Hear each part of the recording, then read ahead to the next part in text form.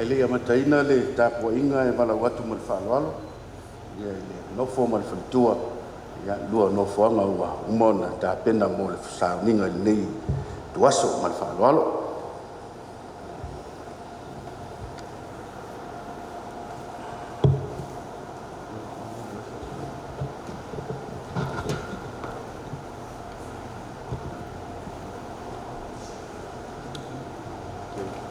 Ho le tātou tāpua i atu i le atua.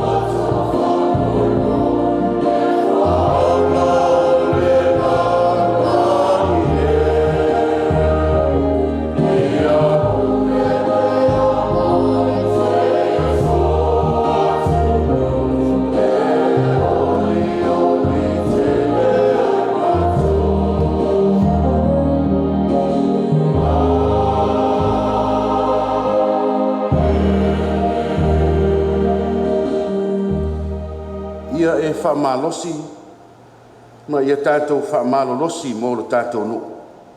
Maa ai alo tātou atua. A ia whaia li, le mea e whina ngalo ai o ia. Se o tātou te tālo. Le atua sili ese ma le pa ia umalawa. E mamalu i lau o fioa ngā nuu mauna tō whinga. A wao le matai sili e te langolango ina lo mātou wala au ina i so se ala. O poto mai a inga o lo nuu, o le atu nuu, o le karesia. Ai ale sao ninga o le whapa ia ina ma whaama malu, le tō fia o auna nei. I le whiriwhiringa o umo na e whiriwhiria i la ua. O mātou te talo, ia mafuta ina e lo wanganga pa ia le nei tāpua inga. Pāpatiso ina o mātou loto ma nganga tāpua. Ne ia mātou whaia mea umai lea nganga ma le whaama aoni lawa. A ia vi ia ai pea lo suafa. Wala atu lava ia Yesu le li whaola la mātou urua i te tālo. Amene. O le a tātou vi i le atua li pese lua se lau tolu sifuru. Lua se lau tolu sifuru li pese o le a tātou pese ai.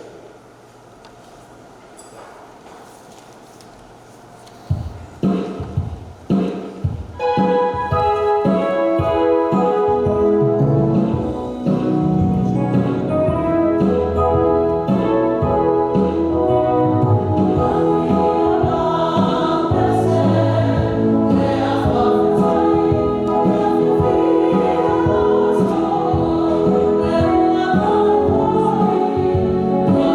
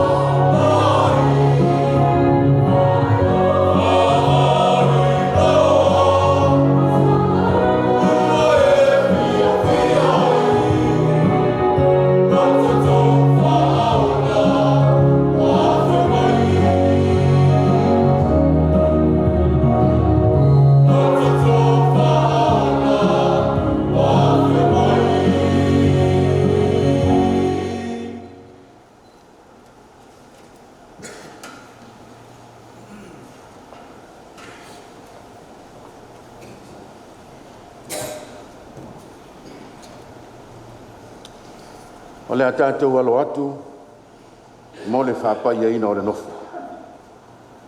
Ai le umale nganga whaafitai, i le atua ia na tō whinga, ma na wala wina. Ua whiriwhiri ai, le sunga i le tamatua, tui tasi Samoa i le atua, ma le whalitua, ai a le ofo ina atu o le soifua ma le ola. Tautua a inga, o le nuu o le tu malo, Samoa atoa, ma le ngā luenga le atua. O le whaafitai lea, i le ali i wawhai o na lua o mai, mua o na whaapaia. O whaafo i le vi inga i le atua, i lo lua wala wina. Te wala watu mal whaaloalo i leo whenga luenga, se su mai matala mai au. A fwe lala mai le sunga le toina ia awha lupe toa utai, ia wal whae ina o toa au. Mo le whaapaia ina o le nofo, e peo na ia ile so mo le wha moe moe.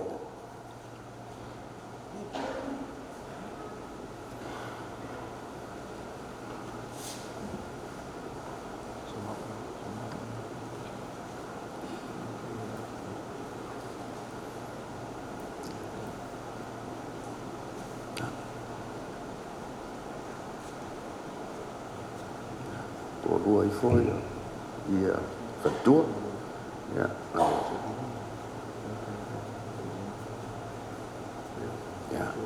ai o tau au o la tau au ia le au saunia le tatalo le atua le matai sili ma le atua o tō whinga le lei uma e li tai i lau fio a inga nuu atu nuu ma le lalolangi uma. Ua whaile tangata mau au auna, e whaia lau finangalo i le lalolangi. Sila alo whamai i lau au auna nei ma le tina. Tō ina i ai a inga lo lātou whātua tuanga e whai mataita. Ua wala uina lo la soifua ma le ola i whaiva o le tautua. Ia e whaalo loto ina lo la iloa, ma ia sairi tō wha atu i lau o fio. Ia maua le loto maulalo. E talia ai lau wha ali mai i so se ala. Ia e wha pa ia ina ma wha ngangana ina. Le wha taunu uina o la tiute. Loto tele, loto matala. E au nai pea i le vai fafo ma fafo. Ia fōa i atu le ngangana ma la malama e momori ai whai unga tono. Ma le manuia o tangata o le ainga ma le no. A ia siri le alofa e whawai ai whai unga. Ma whaia la wami o tono. Wha ngangana ina e le atua whetalai. E ma whaia i ona wha mawhana whana atu. I tu waso le taunga maalie. Ia whetala i le uta. Ma ia le whewhe whatau nuu whai unga. E iai taimi e vai iaia o ona. Ta talo lava se e apo ina lo la ola i au ao ma whanawhana. Ia le fina u wale i manatu. Ia wha moe le fisosoa ni mai alo nganga pa ia. Ia vea fo i le fautua le tina. Sa iri ai le toa file e mui taimi vevesi ma le mautono. Ia whetau siai me whasoa i la avenga. Ma ia e wha mamaluina lo la tula i mai. E whai mataita. Whai o la ola mato o manga e mapu i tangata uma. A ia sairi lava i la tau o lo mo o mia le fisosoani. Ia e wha manuia i o la ainga ma le nu. Ia la tau lango ina lau o auna nei ma le tina. Ia manuia lo la tula i mai e tausi ainga le nu le tūmalo ma le atunu. Ai maise lava o lau e kālesia. Ua mātou tatalo lava e ala atu li suafa o Yesu Keriso, le alii ma le whaola. Amene.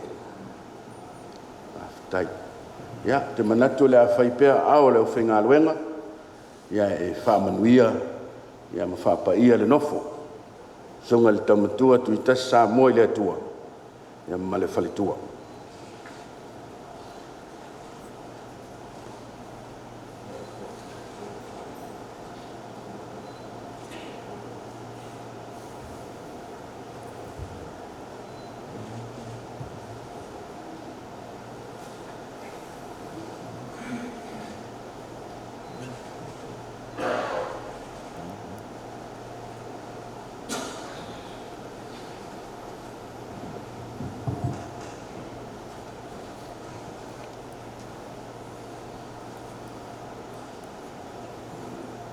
Tātou whaawau le māma o tā sanga, nā sā mō le ni stunga ni tausu ni tāngā rei, o le kā le sia ka titisi.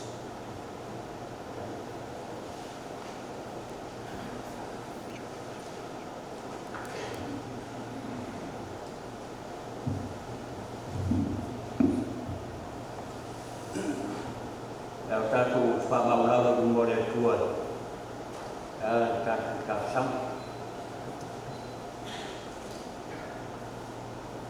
Le tua lau o te mā, ma le ala, ma le ngā pa ia. Le tua o fōwhanga o le unga. Wa o le pule au au, o le pule whaito tasi. I lo fina ngalo o le langi, kato foi ma le ina lulanga. O le tua o le rofa fua, ma le rofa muti vata.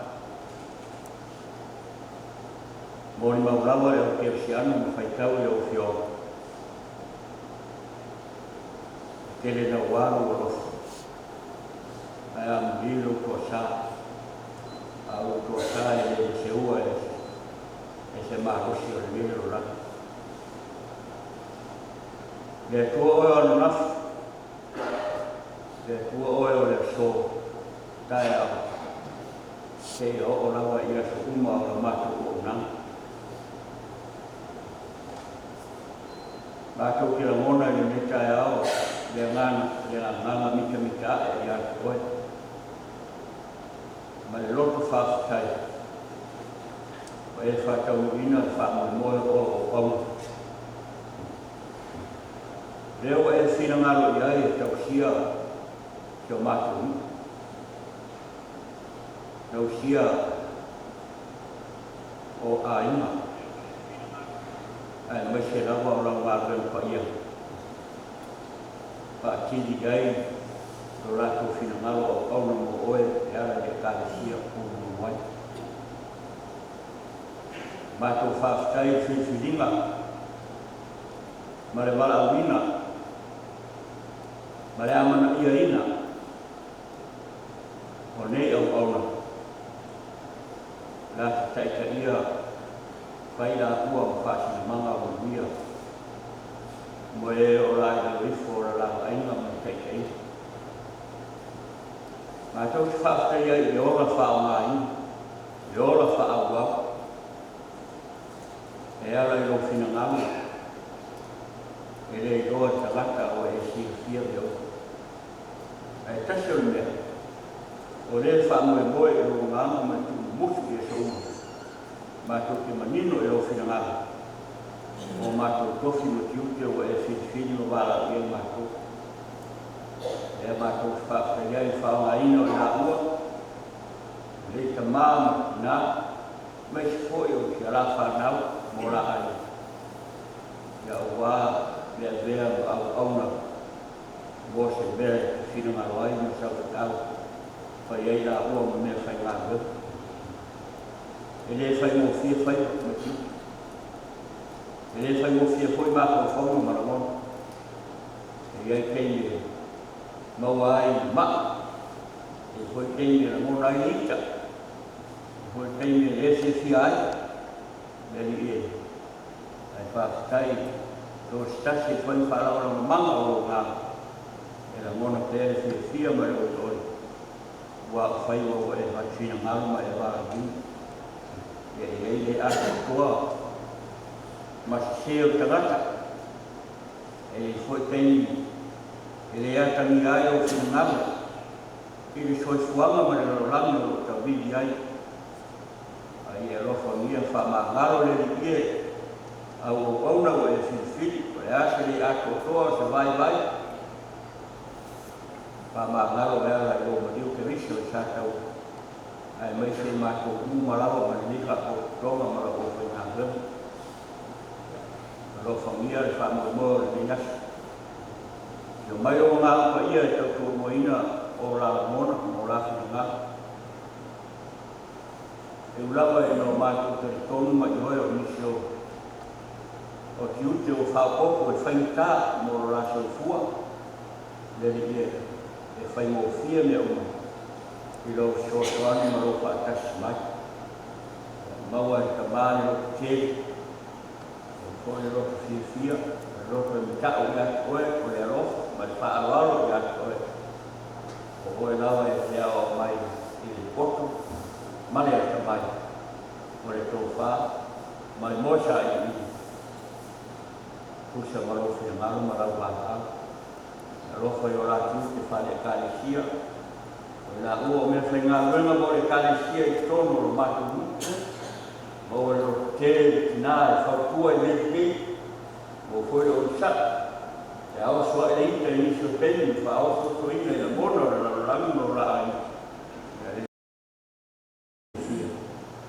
pule lo nganga i tono o te mata awa o e whai o fi ai whai pata o vina me uma o foi o ono ta e sa vinga i migas mas foi o whai ta wina o fi o ia whai ta yala ta sa nai lo la so fua o o foi upu mai o ngā wale makimatina o le sāko lau whai tū taiala whai o tū kura lau o whionga o le suru i o mātou wala o ngā i o le o lenga lea ma kāsa i a whai alo whina ngāti i a taria mai e ngātou mai la ua e ara e whaapai ina o rātou whima mai whaau o vina i a sukuma lea roa e ale o suafa maro ke risa o mātou wole me tālo tuai.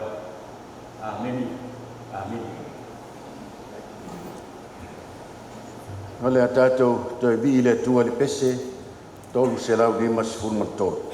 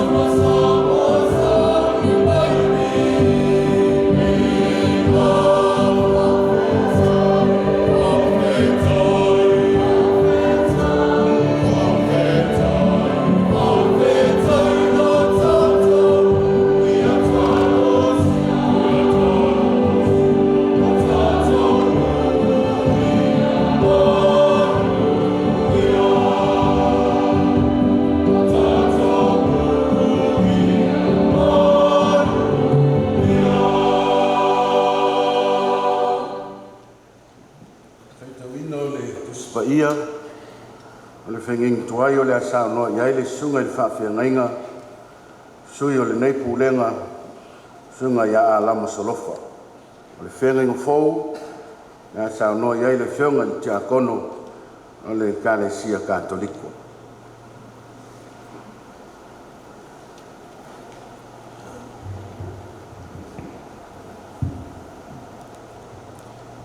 O le whaitauina o le tuspana. Tusi ua whiwhiria mai le whenga tuai. Tusi o numera i nuna tā opo e spumal fitu o te whaitauina le whaiuku mua. Le whangata mai le whaiuku iwa. Numera i nuna tā opo e spumal fitu o te whaitauina le whaiuku mua. Whangata mai le whaiuku iwa. O tātou whangulomo, whawhonga ia whiopa ia lea tu. Ona whetalai mai lea o lea ki a Mose o whapema. Ia e tautara atu i whanaunga a Israel. Ia e au mai e fōi mai a tēnā kruo tōtō. Tai tasi le a inga o lātou tamā ma le tōtō. Ia e au mai o lātou o isili a inga o lātou tamā. Tōtō o e se furu ma le hua. Ia e tusi fōi le ingoa o le tangata i rona tōtō. Ia e tusi fōi le ingoa o a rona. Le tōtō o lene.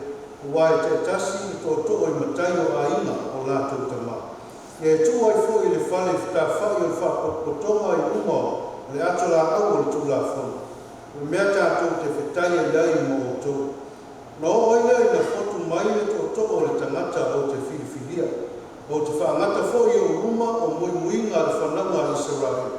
O lātou muimuinga i a tō rua. O whai o te fōi Mose i whananga i Israel.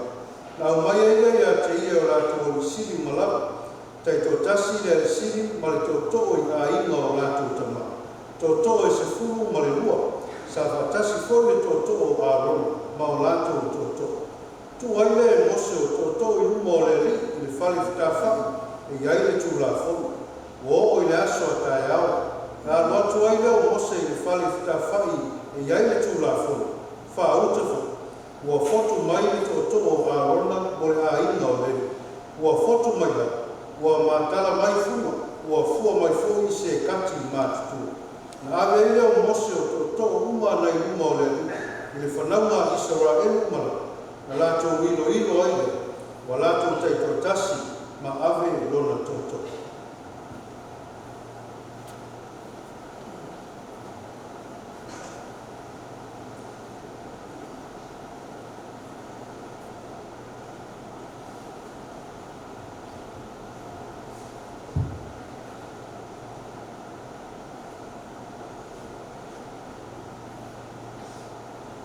O e wholawhalaina le whiona pa inga le atua mai le whengang fō. Tātou te maua mai lea le vangia mātaio i lona mtau ko e lua sakuru. O le awa whaitauina le koe uku e lua sakuru lima. Pangata mai lea le lua sakuru fitu. Aua wala watu Yesu ia te lātou. Ona whape atu leo ia. Wa o tau i loa o aliki o nu ese. Wa aliki tai lātou. O e o sili koe. Ua kule ia te lātou. Ai le whapea o tau. Au se fia sili ia te o tau. Ia whai o ia mā o tau au ona. O se fia mua hoi ia te o tau. Ia whai o ia mā o tau au ona. Ma whio pa ia le atua.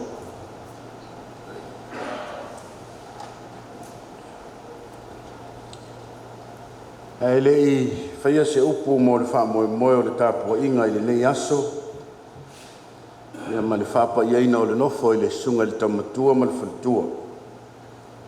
O mua na whaafilo I atu I le maurunga o le nei sao ninga mamalu. Su o tupu mai tu le toa mo whailaunga, ta mā matina, oso matua whaafine, a inga na lua. O at mawhai o le tātou mafuta I le nei tu aso. E foi e mamalu le tāpua inga, le fio le nei no. Na e so mai le sunga le tamatua I atu yanga moa, ia malenai tu o le tātou ainga i tūlangi. Ia foi o le whale tu au, ia o te whātalo whātu i le soafa manu mālo le ri. Whātalo whātu foi le sunga le nofo ma le whalitua, ia le whāmoe moe le nei aso, malo o lua wala wina. Mā lor so i fua, mā lo le langi e mamā. A o le launga i le suafa mamalu o le atua le tamā, le alo ma le nganga pa ia. Amene. Wa o filifilia e whai mamanatu au tū le nei aso. O le filifilinga ma le au aunanga wha le atua. O le filifilinga ma le au aunanga wha le atua. Wailonga i le nātura o mea o le ola. Le mafu ai ona tu mau ma le lei, le ngā solonga o so se mea o le olanga le nei. Tala sa whaitawina le whengeng tuai. Le filifilinga na malele i aile atua molo nanu. O le sa ilinga o se tautaiae. A o se toto o au e manino ai Israelu i le ngā luenga. Mai longa ai le tu mau o le tofi. Mo e o filifilia. Whetalaile li i Amos. Ia e tautala atu i le whanaunga Israel. Ia au maia foi ia te i lātou o to'o ia ta i tasi le ainga o lātou tamā. To'o e sifuru ma le lua. Ia e tusi foi le ingo o le tangata ilo na to'o. Ia e tusi le ingo arona i le to'o levi. A wai ta i tasi le to'o i matai o ainga o lātou tamā. O le filifilinga na saili le to'o. Ua fili le ati pou niu ainga e se furu lua o Israel. Se tautai se i wha manino i le nu. Le tūlanga o le ngā luenga wha o se taulanga. A le mta upo e se furu ono na matua wha lia i le toa sao le atua. Ti ngā le atua. Ona ua fia o uma ainga i le tofi. Fia o uma. O le ita o le atua na whetalai ai Amos. I nāo ese ia o lua i le nei wha potopotonga. Se ia o wha umatia i nātou e peio se emo le mata. I oe. O le filifilinga, e leo se filifilinga e whaia na o le tangata. Aia. O le sa ilinga e fesili ai i le atua. Leanga i nae file mu ma toa maali ai. O le upu moni. E le tau masina le tangata ma le finangalo o le ali. A o le mea e manino ai. Mai le tupu ai se mala au se vava o. Pe ana fesili tonu i le ana le pule o filifilinga. A o mose la wafo i maarone. Fai mai na whapa u whao i luma o le atua. Whaatonu ai e mose arona alu i whaapotopotonga. Ia e tango i sa lefu ma avane i eise afi ai le whata whaitaulanga. Avane ni mea manongi ma ia e vave alu i whaapotopotonga whai se tongi ola mo i lato. Wawaru atu li tō sao le wa amata le mala. A o mose lava foi ma arona. Talo whai. Tai e iloa liu le tō wha. Tinga lava le whatu i alo le nuu e le ngata i le atua, mai nā ua o ena filifilia e tai le nuu. Aena maua lunga pia lava le alofa. Whai mai ea, e le sili ane o la tofi. Na ilo le vaai i le manuia o le nuu ilo nao te lenga. E au maa le avea mo se taulanga. A ia saunga le mu, ma fi le mu a inga o le nuu filifilia o le atua. Whai mai wa tuu e mose, to uma i luma o le ali i le whale whitawha. Le whale whai mai e tuu ai tula whono o le atua. O i le tae au, wa uru whale atu mose i le whale, o le whale foi o iaipa ia ma mamalu o le atua, wa i loa ai. Ua fua. ua fotu mai le to'oto'o Arona mo le aiga o levi filifilinga fa'aleatua lenā na iloa i le to'oto'o e ola le to'oto'o se'i fai ma lavea'i o le muimui le to'oto'o se'i fa'ailoa manino ai le nu'u o le filifilinga fa'aleatua e mamana ma silisili ese fai mai le tuisitala ua matala mai ona funga ua fua mai ai fo'i se kati matutua o ai to'oto'o Arona fai ma fa'ailonga i tangata fou vale to'oto'o na fa'angata ai muimuinga i le atua ai fa'aola ina i le nu'u o le ali tāua lenā o le filifilinga e fesili i le atua le mamalu ma le pa'ia lenā o le filifilinga e fa'avae i ala o le atua o le manongi ma le longo le leia lenā o se filifilinga e fa'avae le alofa ma amana ia le atua ma lana filifilinga o luma atu lai mtau pesifuma le vale o lo ta'oto ai le fa'atonunga le atua mo Arona ma lona ainga fe meia oe mau atali ainga o lo tamā fa'atasi ma oe e tau ave o tou le amio le tonu o le malumalu oe fo'i mau atali fa'atasi ma oe tau ave o tou le amio le tonu o lo tou faiva o si taulanga se talai le atua Arona o oe mau suli tainane o ngafa o lou ainga ma tangata uma e tupunga mai a te oe ia e whatasia i la tau ma oe ia o tau matua au auna ma le whamaoni au auna i lungo le whale whai e iai tu la fono ia tau sia fo i mea o ia te oe e tau sia ma le tau singa o le whale whai tā ua le vaai i le vala au pe a filifilia ngā luenga e au fia whaatasi ai oe o lau avā o lau whanau i tu ainga uma o lau tamama lau tina ia whaatasia i la tau ia te oe ia langona ma whaatupu le fia i le filifilinga ina ia whaatuma wina le malosi ma le maualunga le mamalu ma le aloa ia o le finangalo o le atua ua mafu ai le filifilinga au auna ma le whamaoni a le ata māneia la lea le ata māneia leo le au unanga le tau tala i ai mātai o i upu le li i lona au so a o se fia sili ia te autou ia whai ma autou au auna o upu o lo tau whaasao sao ai Yesu le finaunga lai whai o na so ea whai meua fesili po o aio i la tau e sili fesili po o aio i la tau e maualunga fesili po o ai sifi pei tai o le matau tia o le meretu i le mātau e Yesu e leo se tala noanga le mere whai e leo se soa lau pulenga foi po o ai e filifilia ma vea ma taitai aia finau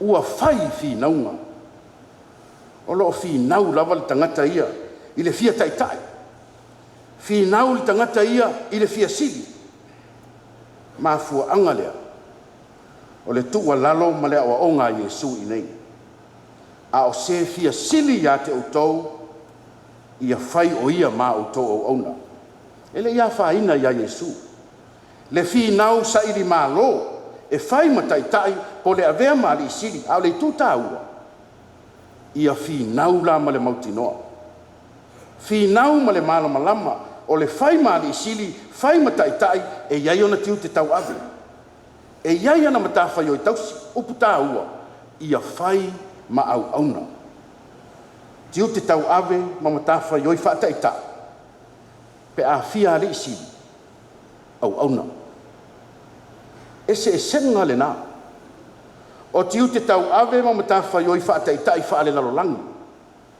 whai mai e au auna ma tau tua i ai tangata a tiu te tau ave ma matawhai o i whaataita i whaale atua e au auna atu tau tua atu i tangata e leo se pule e leo se ali sili e leo se sififo aia o le auauna. Lau sunga le taumatua tui tasi sa moa i le atua ma le tina si whangatonga. Tainane ao o lau fionga le tia akono ma le whalitua. Se o malo auauna. Whaafitai tautua.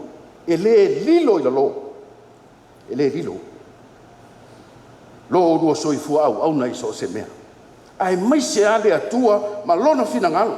Ta ua leo le nei aso. Wa lele wa fia le nei mamalu tele. Wa afifio mai o lua ainga. O le nuhu ma le kalesia e wha manuia i o lua whaiva ma mori mau. I lo o lua filifilia i suafa. No o lua se eile tō whawa la tau e li suafa tau matawa. Mele nā le ma fue o nau whaiatu. Ma lo tau tua. A wasa o lua tau tua ma le wha maoni. Ai mai se lava le kalesia ma le ngā luenga le atua. Le mori mau tato nu lotu. Sa o lua tau tua ina whaatasi. Ma le mata fale ale tui tasi si o tato ta mau mo mai atu. Le yese men pa u. Na o lua whaia ma le nau nau e au na i le suafa. Tui tasi sa moa i le atua e sa o lo tau a inga. Wā nei. Wā nei. Le o fua. Wha pale ina. Ta au fifoi, o le fina ngalo leo a inga. Se i to tofi se to to e i loa e fua. Se to to e ola. Wha ea foi leo le nei aso talitonu. O le filifilinga lea mai lea tua. Wha aloto tele lea mo o lua. Wha tu mau ina pea. Lo o lua wha tua i lea li. E le whaingo fie. O le a tele foi fi tā ma whainga tā. A o le wha tua ma wha moe i lea tua. O le manuia le nao le filifilinga a inga ia. Ua tusi a ao i lo o lua whai ma au auna. O le filifilinga tautua. O le filifilinga au auna. O le filifilinga fo. E whaatino ma le loto maulalo. Tui tasi i le mato i kalesia. O le whailautusi al nenu loto. Whailautusi fo i le fionga le tia kontoina. I le mtanga luenga le neia sifo. O le tangata e tau talasao. E le te e fo i le urunga i atu i tasi. Pe a o ina sao noa i se mea ai wha le tonu. A o ia mea uma. E tu la i lava ma whaatino. E au auna ma le nau ia manuia le kalesia ma ia le lei mea uma. I le ngā solonga o le ngā luenga. Haftai fo i le whalitua. O lau fautua, o lo manuia. E manuia i pea. O urua whaiwa ma soseti ute. O lo urua tautua ai. Mana tua le to'o agona. Na filifilia ele ali. A wao le to'o na fotu ma matala mai funga. Na fua mai ai foi se kati matutua. O lau whātou whala inga tamatua. E matala ai fina ngalo o a inga. O lau whautau tanga whetu na i tui tasi sa mo i le atua o tapa fua le suafa. E mapu wailo no. Au le tu malo i lau tō wha tamatua o le te talo. Ia te tala mai le atua. Lana upu wā ngana i o lua whafonga. Whetala Iesu. Ao se fia sili a te utou, ia whai o ia mā utou au auna. Tā ua mo o lua.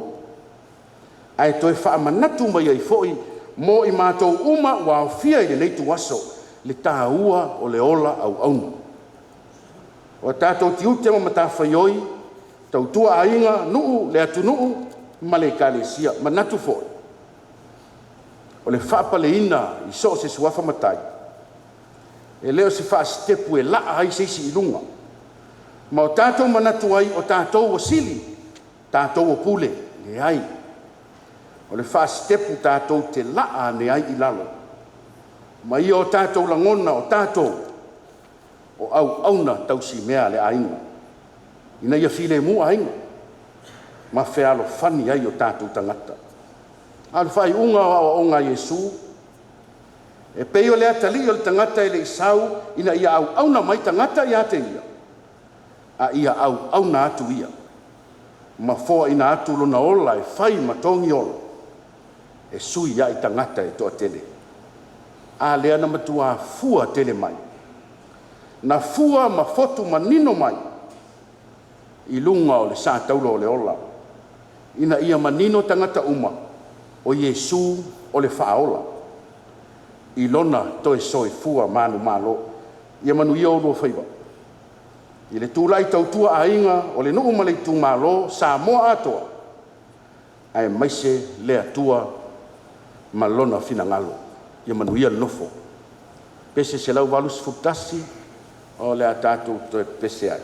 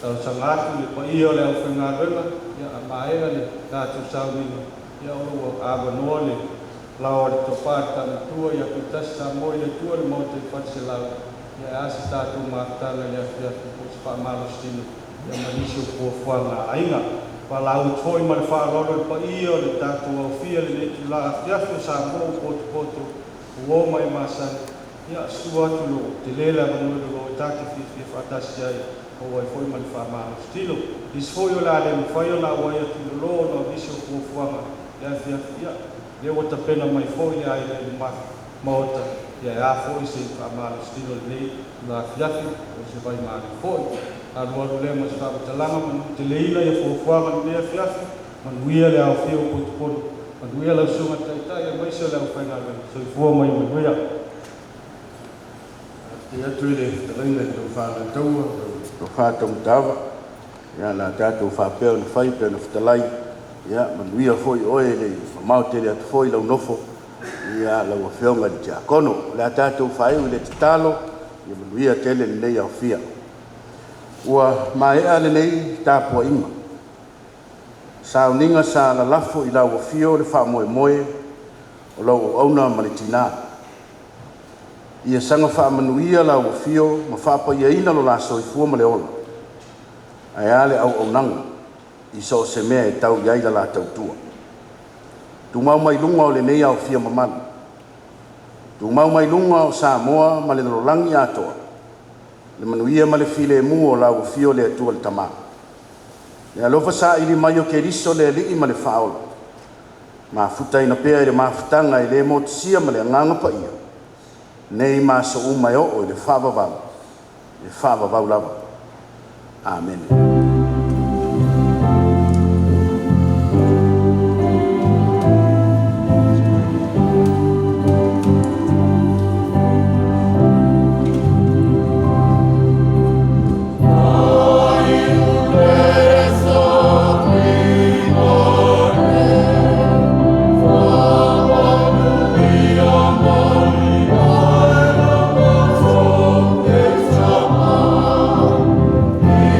For